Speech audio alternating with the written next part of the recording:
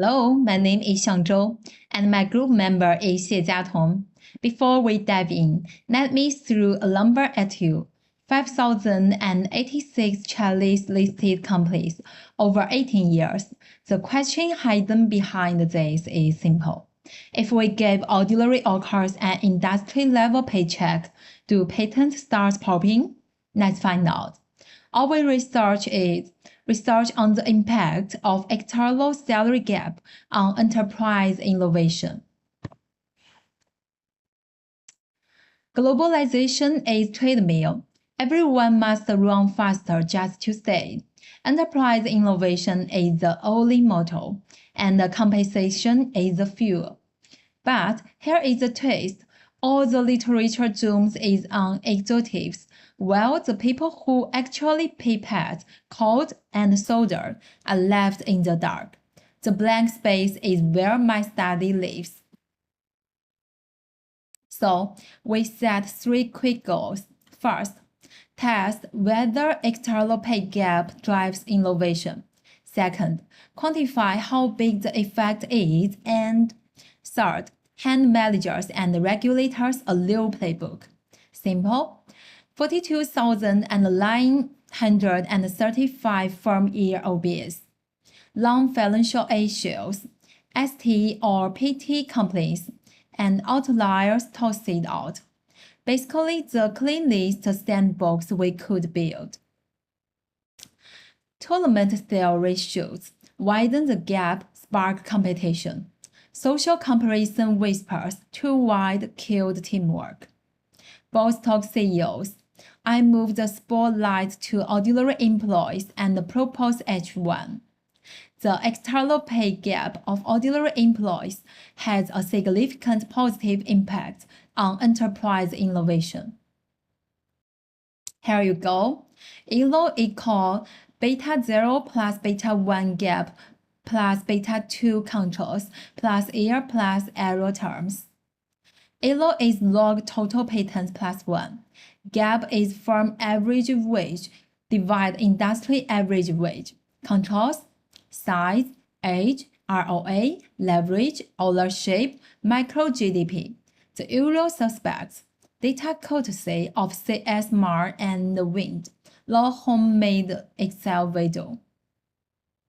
Quick reality check. Mean gap equal minus 0.65. On average, workers earn 35% below industry median. ELO mean equal 2.9 with a max of 9.7. So, innovation skyscrapers and cottages coexist, or rather, controls sit nicely in line with payroll studies, low red flags. We can see at these tables is our correlation analysis. The correlation of gap versus ELO equal 0.393 stars at the 1% level. That's moderate but mighty. Mean VIF 1.43. Multi-collinearity is asleep. Size and cash flow also wave the positive flag. So we are not hunting ghosts. Now we can see at this table. We can say that gap coefficient equal 0.4203 stars. T-value equal 52.66, which means that one standard deviation bump in relative pay gets 42% more patents. Economically, shifting from 10% below to 10% above, market is roughly half a patent per firm per year.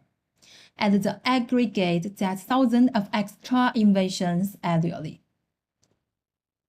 So, from this research, we get some conclusions. 3 quick takeaways. First, external pay gap significantly lifts innovation, which H1 stands for. Second, ordinary employees are lost cogs. Fair pay turns them into ideal engines.